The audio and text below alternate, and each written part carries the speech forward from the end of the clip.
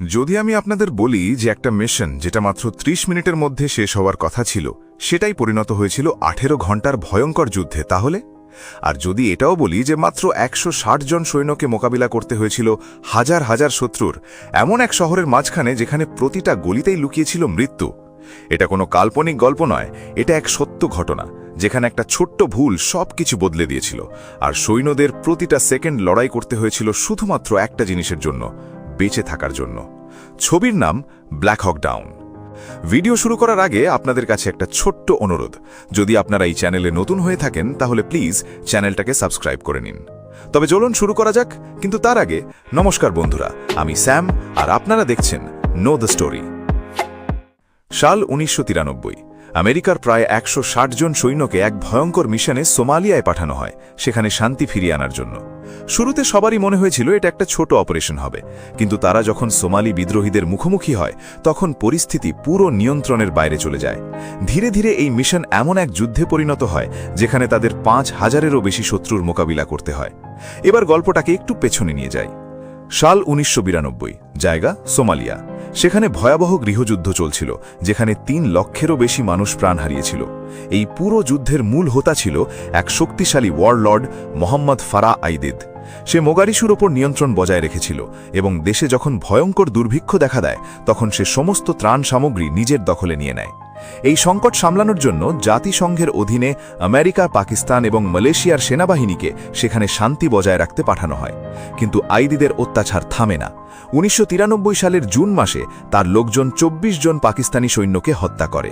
এই ঘটনাই আমেরিকাকে বাধ্য করে অগস্টে নিজেদের ডেল্টা ফোর্স এবং আর্মি রেঞ্জার্সকে মোগাদিশুতে পাঠাতে।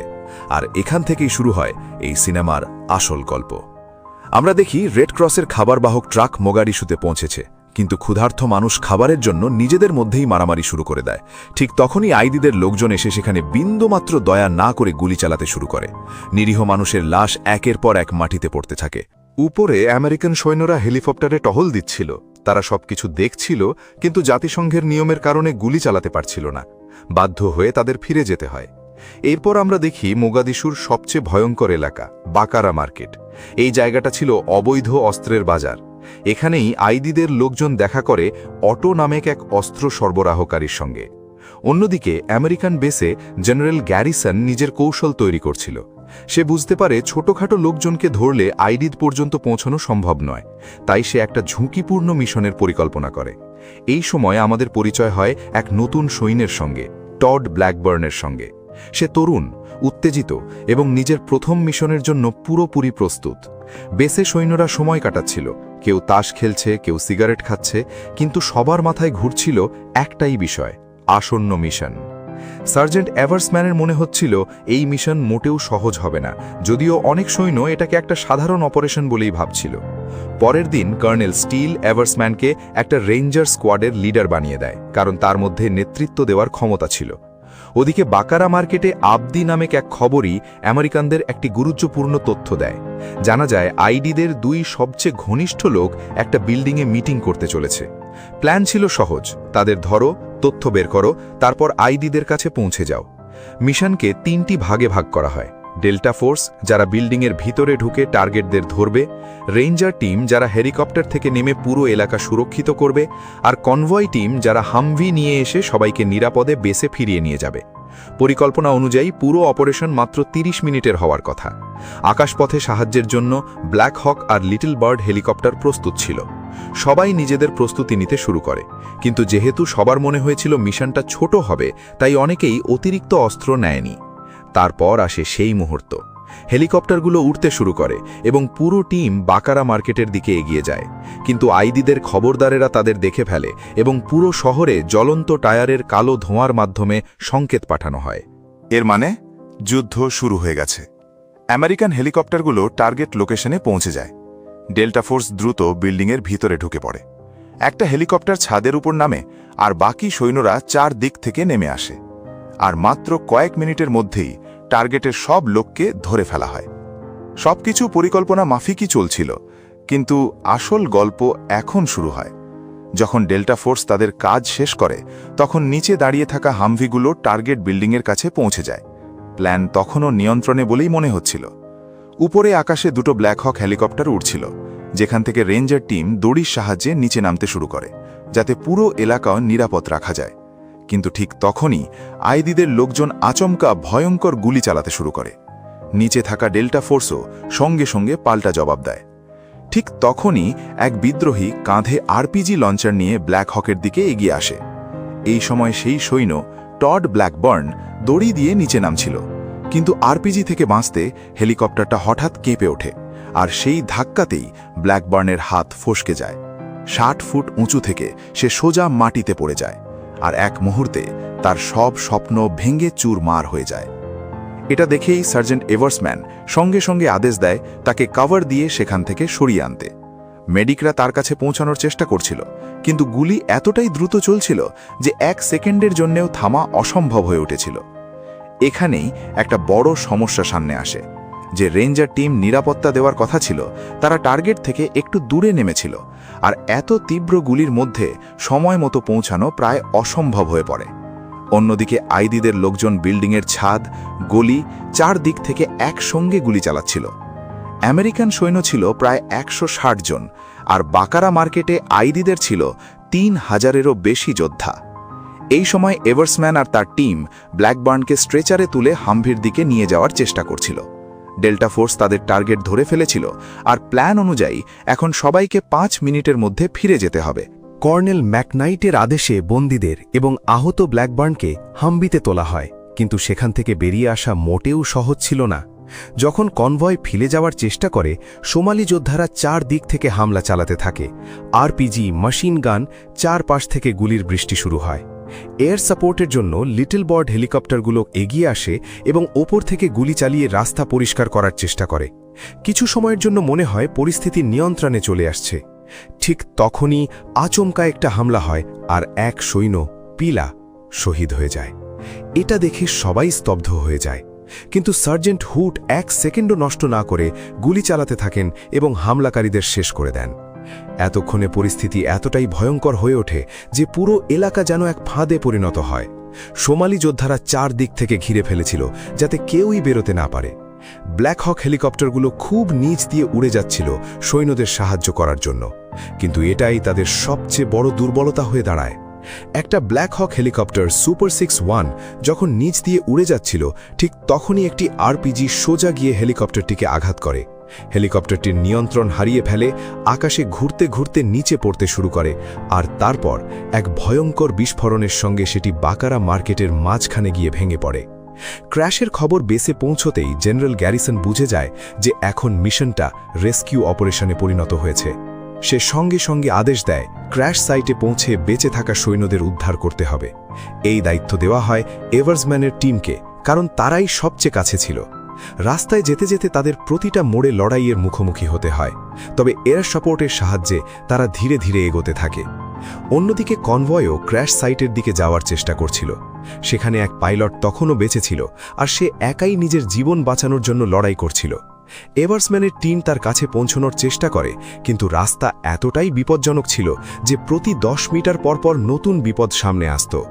এই সময় এক সৈন্য স্কটি একটি বাড়ির ভিতরে ঢুকে পড়ে, যেখানে এক আতঙ্কিত মহিলা আর তার বাচ্চারা ছিল।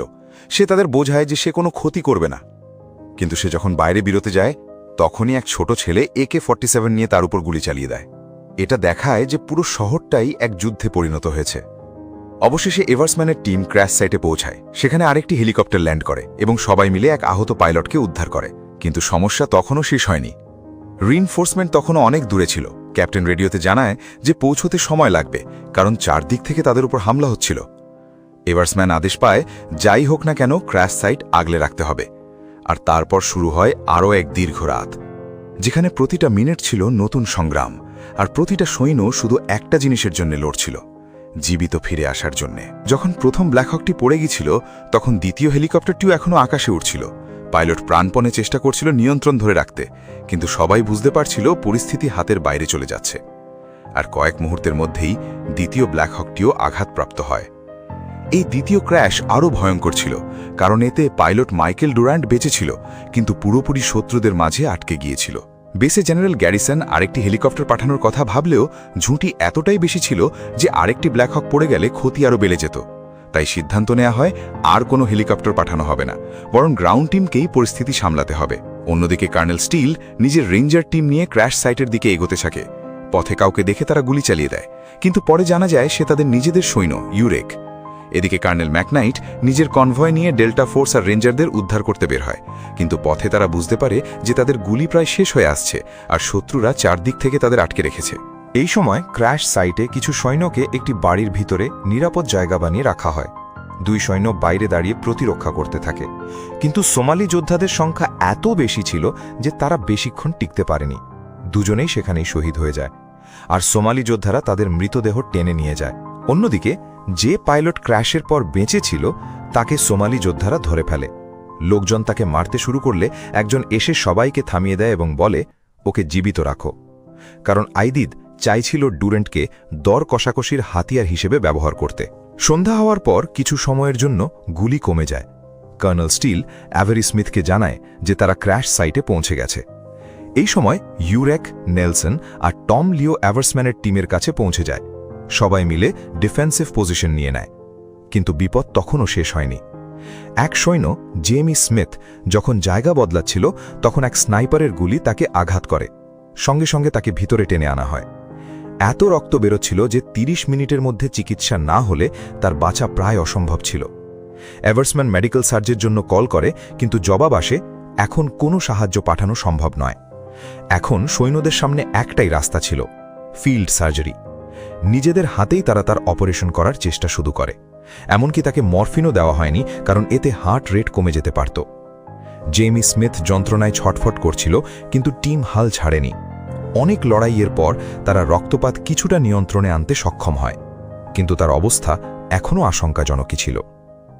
অন্যদিকে সার্জেন্ট হুড আর তার টিম অবশেষে দ্বিতীয় ক্র্যাশ সাইটে পৌঁছে যায়। সেখানে পৌঁছেই তারা প্রচণ্ড গুলি চালিয়ে সোমালি যোদ্ধাদের পিছু হটতে বাধ্য করে, কিন্তু জায়গাটা পরীক্ষা করে তারা শুধু ডুরেন্টের হেলমেট খুঁজে পায়। এরপর হুড সেই ভেঙে পড়া ব্ল্যাক হকটিকে উড়িয়ে দেয়।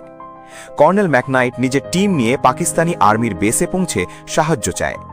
পাকিস্তানি এবং জাতিসংঘের বাহিনী জানায় যে সঠিক সমন্বয় ছাড়া এই মিশন শুরু করা হয়েছিল, তাই রেস্কিউ অপারেশন শুরু করতে সময় লাগবে।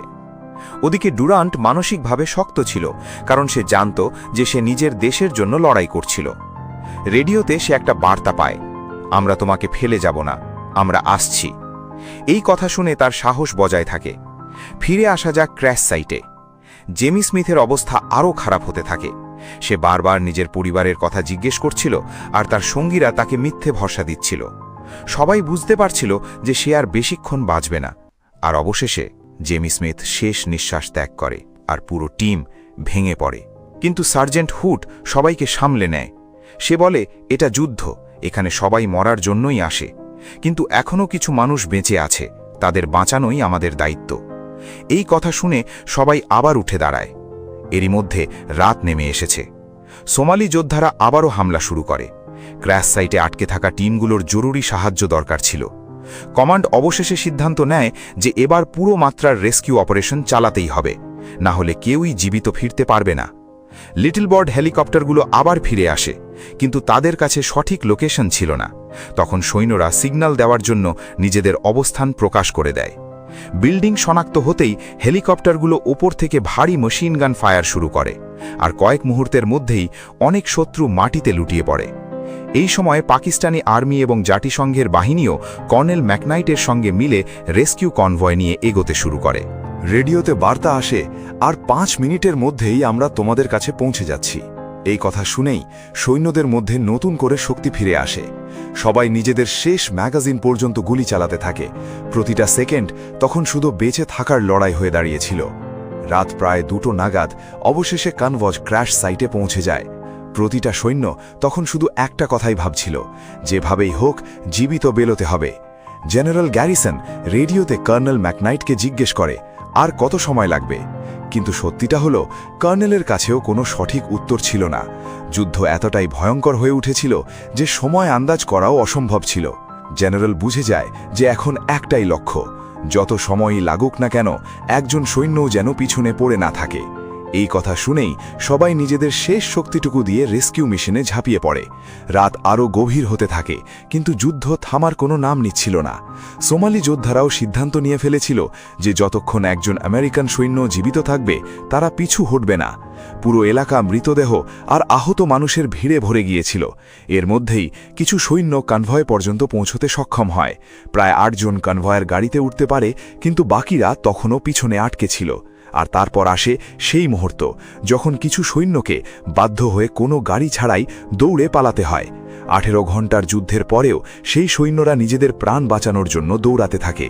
রাস্তার চারপাশ থেকে গুলি চলছিল, গুলি তাদের পাশ ঘেঁষে বেরিয়ে যাচ্ছিল। কেউ কেউ পড়ে যাচ্ছিল, কিন্তু থামছিল না। অবশেষে দীর্ঘ সংগ্রামের পর তারা আইদিদের নিয়ন্ত্রণাধীন এলাকা থেকে বেরিয়ে আসতে সক্ষম হয় এবং নিরাপদ এলাকায় পৌঁছে যায়। সেখানে পৌঁছেই তারা স্বস্তির নিঃশ্বাস ফেলে, আর সোমালিয়ার সাধারণ মানুষ তাদের স্বাগত জানায়। কিন্তু এই জয়ের মূল্য ছিল ভয়ঙ্কর। ব্যাটল অফ মোগাদিশুকে ভিয়েতনাম যুদ্ধের পর সবচেয়ে ভয়াবহ মিশনগুলোর মধ্যে একটি হিসেবে ধরা হয়। এই অপারেশনে 19 জন আমেরিকান সৈন্য শহীদ হন এবং আরও অনেক সৈন্য আহত হন। অন্যদিকে এই যুদ্ধে আইদিদের প্রায় 3000 যোদ্ধা নিহত হয়। জেনারেল গ্যারিসন নিজেও এই ঘটনায় স্তম্ভিত হয়ে গিয়েছিল, কারণ একটা ছোট 30 মিনিটের মিশন এত বড় ট্র্যাজেডিতে পরিণত হবে সেটা কেউ কল্পনা করেনি। পরে 10 দিন পর পাইলট মাইকেল ডুরান্টকে ছেড়ে দেওয়া হয়, আর তার 2 সপ্তাহের মধ্যেই তৎকালীন প্রেসিডেন্ট বিল ক্লিন্টন সিদ্ধান্ত নেন সোমালিয়া থেকে আমেরিকান সৈন্যদের ফিরিয়ে আনা হবে। 1995 সালে আইদিদ নিজেকে সোমালিয়ার প্রেসিডেন্ট ঘোষণা করে, কিন্তু তার গল্পও বেশি দিন টেকেনি।